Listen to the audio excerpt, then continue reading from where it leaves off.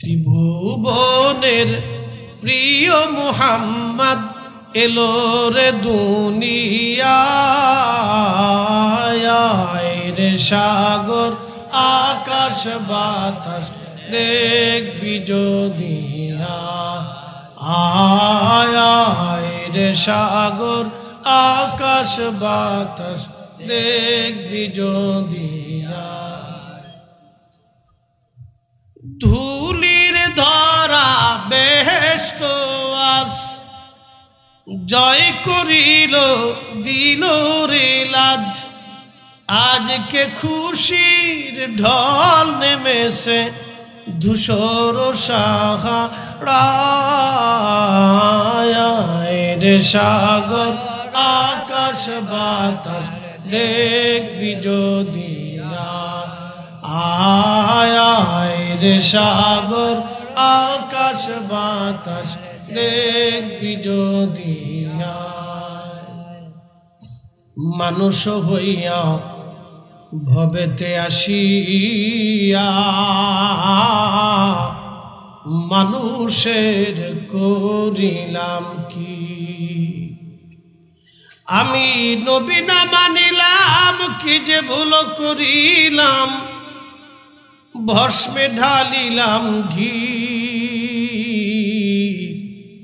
মানুষ হইয়া ভবেতে আসিয়া ও মানুষের করিলাম কি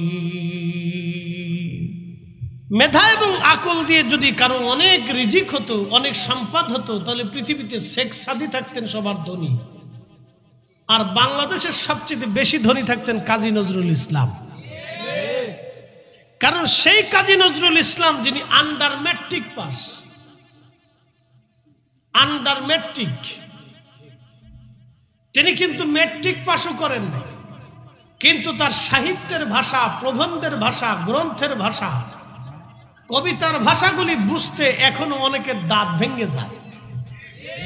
কি কথা বলেন ঠিক কি না আমার রসুলের শানে 4500 নাতে রসুল লেখছে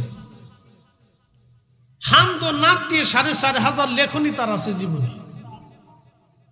এত পরিমাণে লেখছে তার ভিতরে একটা লেখনী আপনাদেরকে শুনি ত্রিভুবনের প্রিয় মুহাম্মদ এলো রে দুনিয়ায় রে সাগর আকাশ বাতাস দেখবি যদি আয় রে সাগর আকাশ বাতাস দেখবি যদি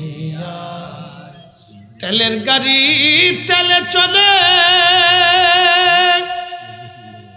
হাওয়ার গাড়ি হাওয়ায় উড়ে বিনা তেলে